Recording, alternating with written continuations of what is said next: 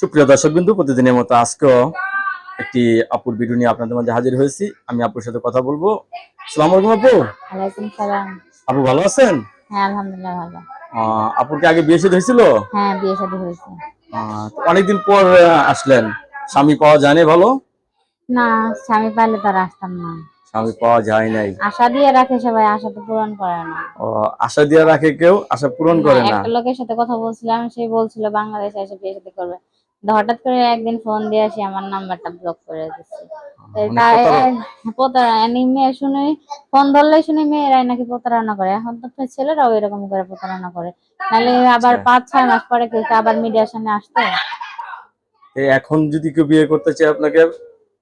হ্যাঁ, করবো। একটা ভালো মনের মানুষ পাইলে অবশ্যই বিয়ে শাদী করবো। ছেলে যে বয়সের সমস্যা আছে? কোনো সমস্যা নাই। অনেকে বউ চলে গেছে, এরা যদি আপনাকে বিয়ে করতে চায়? হ্যাঁ, করবো। সে ভালো হলেই হবে।